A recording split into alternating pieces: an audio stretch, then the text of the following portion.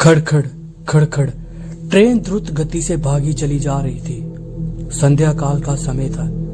तेज बारिश और बीच बीच में बिजली की चमक वातानुकूलित कोच की खिड़कियों से अपनी उपस्थिति दर्ज करा रही थी। कैबिन का एकांत और ये भयावह मौसम मुझ जैसे डरपोक आदमी को और डरा रहा था। थोड़ी देर के बाद गाड़ी के पहियों की रफ्तार कम हुई और एक मध्यम से स्टेशन पर गाड़ी रुकी। बारिश इतनी ज्यादा तेज थी कि मैं स्टेशन का नाम नहीं पढ़ पा रहा था। मैं अपने केबिन में अकेला था और इस उधेड़-बुन में था कि कोई सहयात्री आए जिससे वार्तालाप करते करते आगे का रास्ता आसानी से काटा जा सके और एक अंदरूनी भय जो मेरे अंदर जागृत हो चुका है उससे मुझे निजात मिल सके।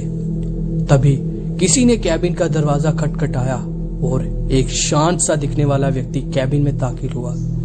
अपना सामान आदि व्यवस्थित करने के बाद वो मेरी तरफ देखकर मुस्कुराया और मेरी तरफ हाथ आगे बढ़ाकर उसने अपना परिचय दिया। मैं मिस्टर घोष हूं। वो बोला, मैं कोलकाता जा रहा हूं पुनर्जन्म से संबंधित एक कार्यशाला से भाग लेने के लिए। मैंने उसे बताया कि मैं कानपुर में व्याख्याता के पद पर हूं और पटना जा रहा हूं। उसने कुछ खाने का सामान निकाला और मुझसे भी खाने हेतु आग्रह किया, किंतु मैं बहुत ही संशयित व्यक्तित्व का प्राणी था।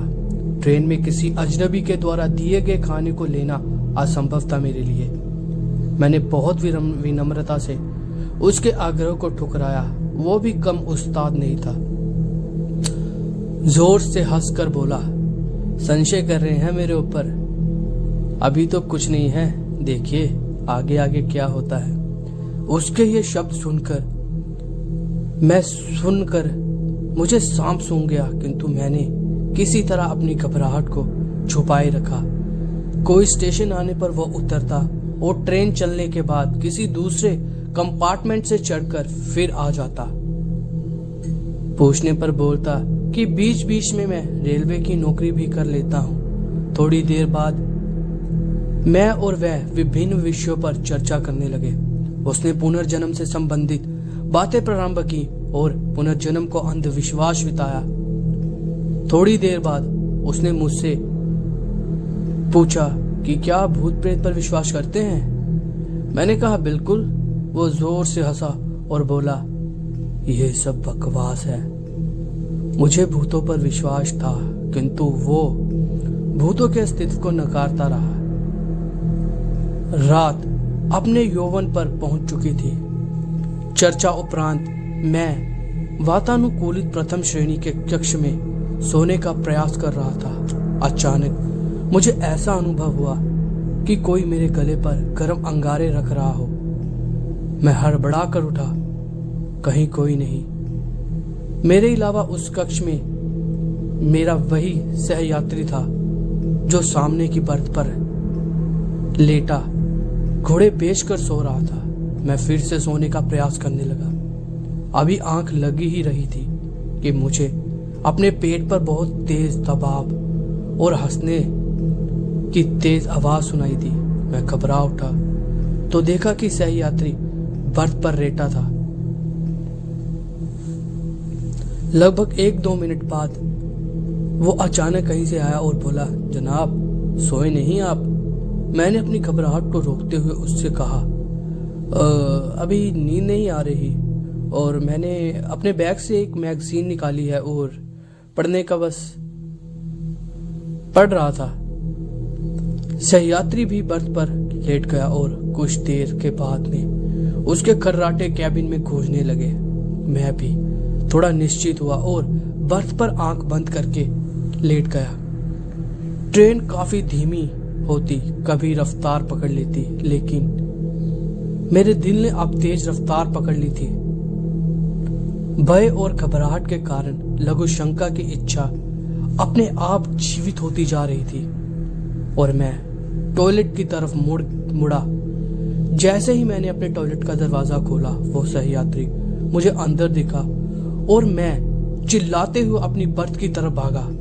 देखा तो वो सहयात्री इत्मीनान से अपनी बर्थ पर सो रहा था। मैंने घबराहट से उसे जगाया। वो बोला, अरे क्या हुआ? इतना मासूम लग रहा था वो जैसे कुछ जानता ही ना हो।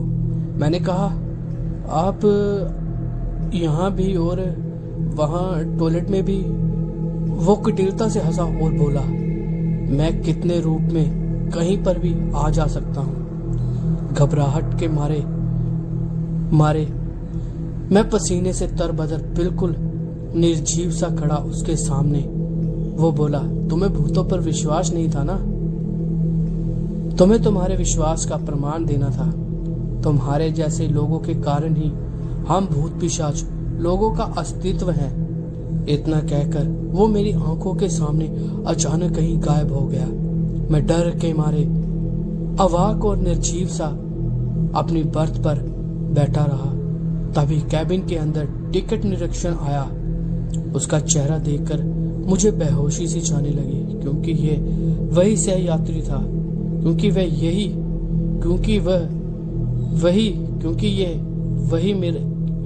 क्योंकि ये वही सह यात्री था मेरा।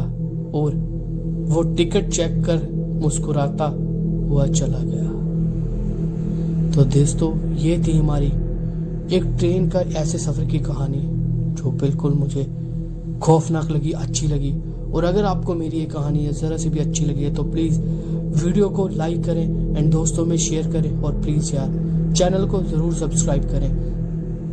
एंड जो भी मेरा दोस्त, जो भी मेरे भाई बहन भूतों पर विश्वास रखते हैं या भूतों की कहानियां सुनाने में इंटरेस्टेड हैं या फिर अपने किस्से बताना चाहते हैं, तो प्लीज वो मैं डिस्क्रिप्शन पे अपना इंस्टाग्राम लिंक दे दूंगा। तो आप डिस्क्रिप्शन में जाके मेरा इंस्टाग्राम खोलकर वहां पे अपना किस्सा मुझसे शेयर कर सकते हैं, ताकि आपके किस्से को मैं अपनी आवाज दे सकूं। राधे राधे दोस्तों।